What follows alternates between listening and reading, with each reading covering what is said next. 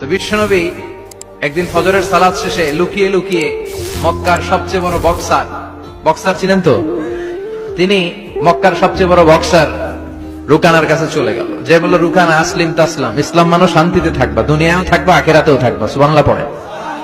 রুকানা বলে, না আব্দুল্লাহর বেটা মোহাম্মদ, আমি তো কালিমা পড়বো না, যদি বক্সিং খেলে আমারে হারায় দিতে পারো তাইলে কালিমা পড়বো। বিশ্বনবী বললেন, আমি তো বক্সিং খেলি না রে বাপ।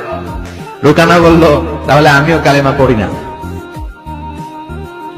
বিশ্বনবী রাজি হলেন। অবশেষে ভাবলেন, আমি বক্সিং খেললে একজন যদি জাহান্নাম থেকে জান্নাতি হয়, বক্সিং খেললে সমস্যা কই?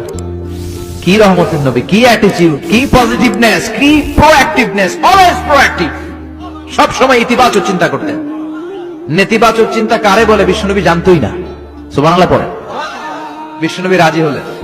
এবার বক্সিং খেলার পালা। রুকানা হাফ প্যান্ট পরে গায়ের মধ্যে জাইতুনের তেল মেখে এভাবে লাফাচ্ছে। আপনারা রেসলিং খেলা দেখছেন? তেল মেখে পজিশন নেয় মারার জন্য প্রতিপক্ষকে। তো বিশ্বনবী তার পজিশন নেয় না, বিশ্বনবী দাঁড়িয়ে আছে। রুকানা বলল, মোহাম্মদ আমি লাফাচ্ছি, তুমি লাফাও না কেন? তুমিও লাফাও। বিশ্বনবী বললেন, না আমি লাফাই না, কারণ আমি সেলাইবিহীন লুঙ্গি পরি।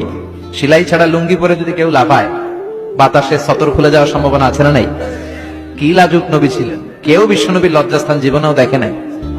হালিমাতুস সাদিয়ার বাড়িতে যখন বিশ্বনবী থাকতেন, হালিমাতুস সাদিয়া 5 বছর এই কুরাইশি মোহাম্মদ ছেলেটাকে লালন পালন করেছে। হালিমাতুস সাদিয়া বললে, এই 5 বছরের ব্যবধানে কোনোদিন কুরাইশি মোহাম্মদরে কাঁদতে দেখি নাই। ক্ষুধা পেলেও ছেলেটা কাঁদতো না, ব্যথা পেলেও কাঁদতো না, শুধু লজ্জাস্থানের জায়গা থেকে কাপড়টা সরে গেলে শিশু মোহাম্মদ চিৎকার দিয়ে উঠত।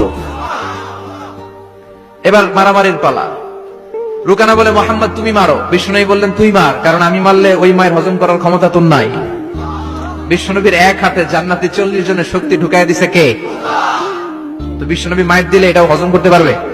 কথা কর, পারবে না।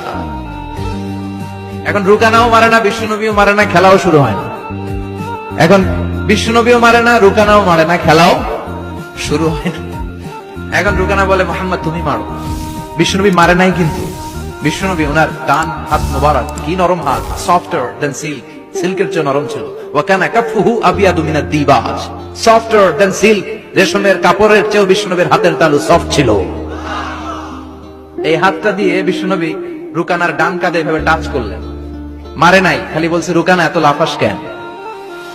টাচ করার সাথে সাথে